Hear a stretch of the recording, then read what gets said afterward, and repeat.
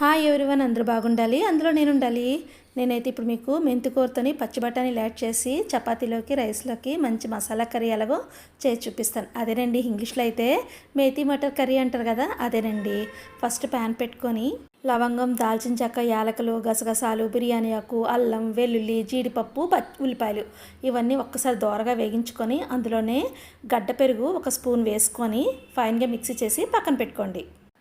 ఇప్పుడు మళ్ళీ ప్యాన్ పెట్టుకొని కొంచెం ఆయిల్ వేసుకొని శుభ్రంగా కడిగి సన్నగా కట్ చేసుకున్న మెంతికూరని ఒక్కసారి వేగించుకున్నాక అందులోని పచ్చి బఠానీలు కూడా యాడ్ చేయండి. నేనైతే ఉడకబెట్టలేదు.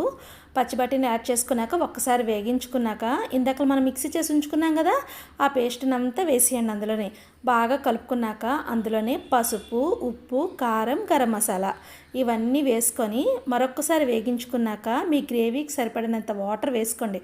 అందులోనే పచ్చి బఠానీలు అంతా ఉడుకుతుంది. ఓకే, బాగా ఉడుకుతుండగా దగ్గర అవుతుండగానే లాస్ట్లో కొత్తిమీర, ఫ్రెష్ క్రీమ్ వేసుకొని సర్వ్ చేసుకోండి. మీ ఇష్టం, చపాతీలోకి కానీ వేడివేడి అన్నంలోకి అన్నిట్లోకి బాగుంది, కమ్మగా ఉంది. మీరు ట్రై చేయండి. Thank you for watching. Bye.